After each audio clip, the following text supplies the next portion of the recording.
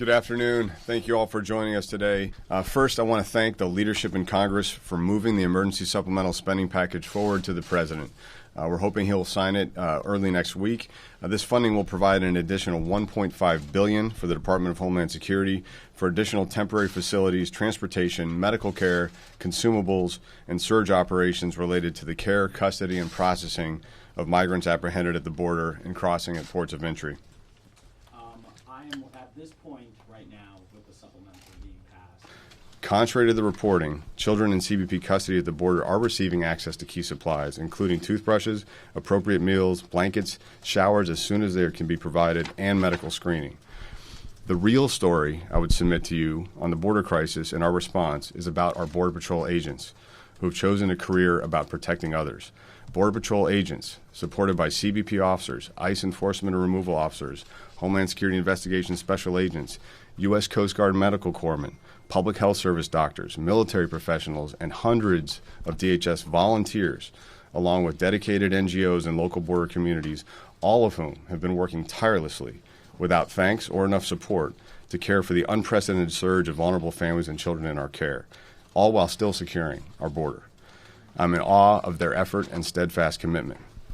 At the same time, the story is also about vulnerable populations from Central America who continue to be enticed into a smuggling cycle that puts them at risk and enriches violent criminal organizations. This cycle puts children in danger, as we have seen tragically and devastatingly in the images of Oscar and Valeria on the banks of the Rio Grande. Valeria was the fourth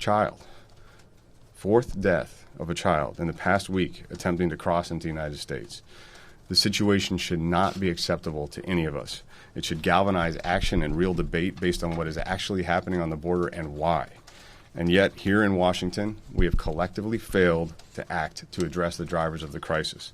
This failure is not on the men and women of DHS, and definitely not on the outstanding Border Patrol agents, CBP officers, and ICE officers who have borne the brunt of the challenges and most of the criticism.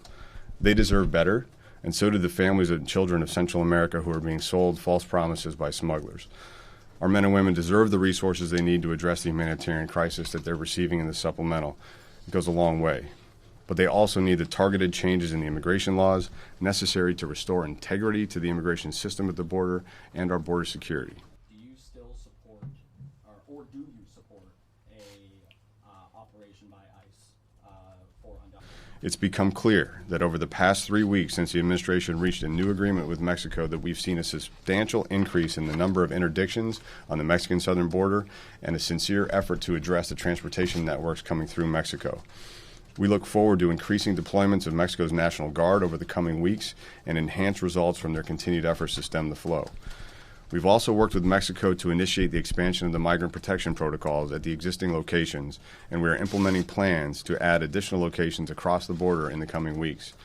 These initiatives are making an impact, and we are now anticipating a significant reduction in border crossing numbers for June, up to 25% when compared to the record level in May. It seems like from what we see, the problems there seem to be that's not existent in other sectors along the border. The supplemental is for the humanitarian mission. It's carefully budgeted and applied for facilities, transport care on the border. It will replace some overtime funding for surge operations for CBP and ICE, but most of that money is really just focused on mitigating the flow and addressing it. In terms of when we're going to know if these efforts in Mexico are making an impact, I think these 3 weeks have demonstrated that they are already.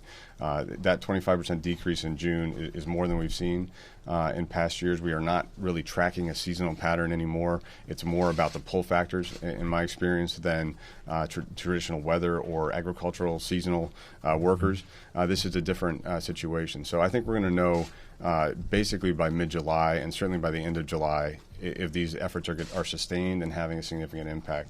We're also going to see additional focus in Guatemala and Honduras come online this summer, an additional capability which I think can also augment the impact of the partnership. So I think we're going to see continued reduction in the numbers, which will alleviate some of the capacity constraints we've had at the same time as we're bringing facilities online, and that should present a much better situation at the border for the arriving migrants and also help address the flow and address the criminals that are profiting from it.